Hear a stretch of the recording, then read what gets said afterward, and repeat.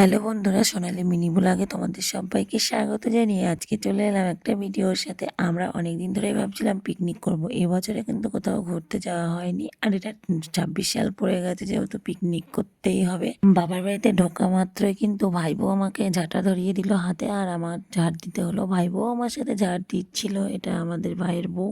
তো আমরা দুজন মিলে ঝাড় দিয়ে আগে যেখানে পিকনিক করব সেখানে পরিষ্কার করে নিলাম। আর আমার মেয়ে দেখিয়ে দেখিয়ে দিচ্ছে, আর এদিকে দেখো মাইক মানে বাজছে, গান শুরু হয়ে গেছে, গানের তালে তালে আমাদের ঝাড় দিতে শুরু হয়ে গেছে।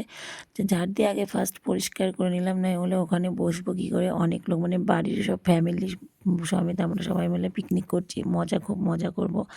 তো দেখো বাগানের মধ্যে এখানে পাটকাঠি, তারপরে খড়ি কাঠির কোনো অভাব নেই। ছোট্ট একটা উনুন কড়াই ছিল, এদিকে কড়াইটা ধুতে হবে। কড়াইটাও কিন্তু আমাকেই মাজতে হলো, আর আমার হাতে ধরিয়ে দিল, বের করে দিল। আমি মেজে লাস্টে স্নানের জন্য দেখো আমাদের নতুন ঘরের যে ছাদটা হয়েছে সেই ছাদের উপরে উঠে আমি স্নান করব।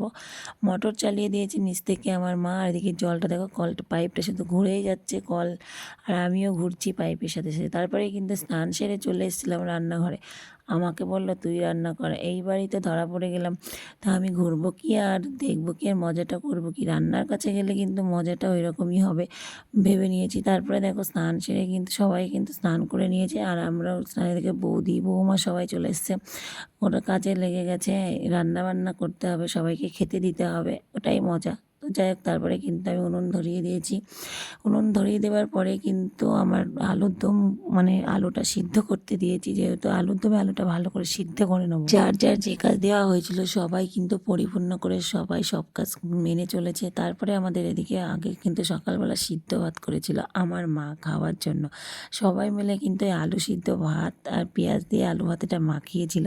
আমরা সবাই মিলে আলু সিদ্ধ ভাতটা ছোট্ট একটা টিফিন করে নিয়েছিলাম, যেহেতু কখন এখানে টিফিন হবে, যেহেতু অনেকটাই বেলা হয়ে গেছে। তো খাওয়া দাওয়ার পরে কিন্তু বাগানটাকে ঘুরিয়ে দেখালাম আমরা। আমাদেরই জমিতে মানে আমার এক দাদুর জমিতে আমরা পিকনিক করলাম। এই দেখো এবার কিন্তু আলুর দম আমার হয়ে গেছে, আলুর দম রেডি। এবার সবাই মিলে লুচি বেলছে, আর আমি কিন্তু এক আন্দাজে লুচি ভেজেই চলেছি। কেউ ছোট, কেউ বড়, কেউ মেজো, কেউ মাঝারি, কেউ সেজো, সেরকমভাবে যে যেমন মানুষ সে সেরকম করেই লুচি বেলছে। আমি ভেজেই চলেছি, আমি যত বলছি তোমরা একটু লুচিগুলো ঠিকঠাক করে করো। বলছে ঠিক আছে নাও আমরাই খাবো। তারপরে দেখো লুচি ভাজা কমপ্লিট, আমরা কিন্তু সবাই মিলে গোল করে বসে পড়েছি লুচি খেতে। তো আমাদের পিকনিকের মজাটা ভালোই হচ্ছে, সবাই আনন্দ পাচ্ছে আর হাসাহাসি সবাই। তারপরে কিন্তু লুচি খাবার পরেই কিন্তু আবার রান্নার কাছে চলে এসেছি, দেখা যাক এখন কি রান্না করা যায়। তো তারপরে লুচি খাওয়া হয়ে গেছে, আমার মেয়েও দেখো স্নান করে লুচি টুচি খেয়ে একদম বসে আছে আমাদের কাছেই উনুনের পাড়ে। আর যেহেতু রোদ লাগছে, এখানে কোনো শীত লাগছে না, সবাই যে আমার ভাই আবার নিত্য নতুন করে রান্না শিখছে, বলছে দে খুন্তি দিয়ে রান্না করি। আমি বললাম তুমি রান্না করে উল্টে দিবা, হয় এদিক থেকে ছুঁড়ে মারবা খুন্তি, আর নয় ওদিক থেকে। বলছে আরে না তুই দে, আমি দেখ না রান্না করতে পারি কি না, খুন্তি উঠলেই কিন্তু রান্না হয়ে যায়, তাই না বলো। পরে কিন্তু একটা পুকুর ছিল, ওখানে পুকুর পাড়ে আমার মেয়ে আর আমার বোনরা সবাই বসেছিল। আমারও খুব ইচ্ছে করছিল কিন্তু পারলাম না, ওই যে আমাকে রান্নাঘরে ঢুকিয়ে দিয়েছে, ওরা খুব চালাকি করলো আমার সাথে। যাই হোক আমি তো বড়, তাই আমার সাথে চালাকিটা করলো, ওটা কোনো ব্যাপারই না। তারপরে কিন্তু আমার মেয়েটে সবাই মঠে গেছিলো ঘুরতে। আমাদের বাড়ি থেকে মঠটা এমন বিশেষ কিছু দূরে নয়, দেখাই যায়।